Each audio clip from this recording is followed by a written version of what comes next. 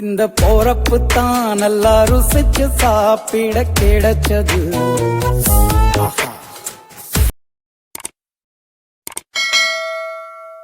Hi friends, welcome to FDF Tamil channel. நம்ம இன்னைக்கு சிம்பிளாக ரொம்ப டேஸ்டியான ஒரு மாங்காய் தொக்கு எப்படி சேர்த்துன்னு பார்க்கலாம். ஸோ வீடியோவை ஸ்கிப் பண்ணாமல் பாருங்கள். நம்ம சேனலை இப்போ தான் ஃபர்ஸ்ட் டைம் பார்க்குறீங்க அப்படின்னா மறக்காமல் FDF தமிழ் சேனலுக்கு சப்ஸ்கிரைப் பண்ணிட்டு வாங்க.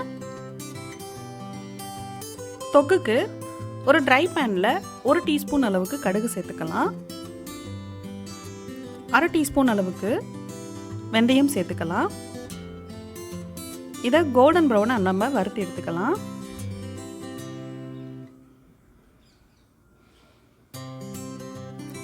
இதை நம்ம செய்யும்போது கண்டிப்பாக சிம்மில் வச்சுக்கலாம். கடுகு இந்த மாதிரி பாகணும். வெந்தயம் இந்த மாதிரி கலர் மாறுற வரைக்கும் நம்ம வறுத்து எடுத்துக்கலாம். இது ஆறுனதுக்கப்புறம் பவுடர் ஆக்கிக்கலாம். இப்போது ஒரு கடாயில் 1 கப் அளவுக்கு நல்லெண்ணெய் சேர்த்துக்கலாம். இந்த நல்லெண்ணெய் தான் நமக்கு இந்த தொக்குக்கு ப்ரிசர்வேட்டிவாக இருக்க போகுது. இதில் கொஞ்சம் போல் கடுகு சேர்த்துக்கலாம்.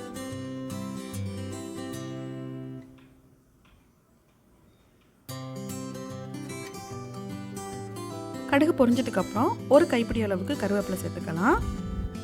ஒரு மீடியம் சைஸ் மாங்காவை இந்த மாதிரி திருவி வச்சுருக்கேன், அதை நம்ம இதோட சேர்த்துக்கலாம். இப்போ பார்க்குறதுக்கு என்ன நிறைய இருக்கிற மாதிரி இருக்கும். இது எல்லாமே இந்த மாங்காய் அப்சர்வ் பண்ணிக்கும்.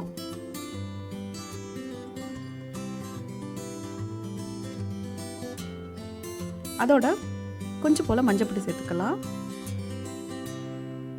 நம்ம காரத்துக்கு தகுந்த மாதிரி மிளகாய் தூள் சேர்த்துக்கலாம். நான் 1/2 டீஸ்பூன் அளவுக்கு சேர்த்துருக்கேன். இதுக்கு தேவையான அளவுக்கு உப்பு சேர்த்துக்கலாம். இப்போ நம்ம பொடிச்சு வச்ச கடுகு வெந்தயம் சேர்ந்த பவுடர் சேர்த்துக்கலாம்.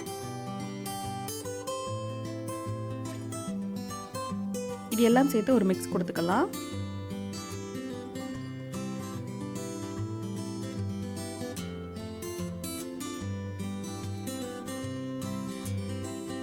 நல்லா இந்த மாதிரி மிக்ஸ் ஆனதுக்கப்புறம் சிம்மில் வச்சுட்டு ஒரு 5 மினிட்ஸ் நம்ம லிட் வச்சு க்ளோஸ் பண்ணிக்கலாம்.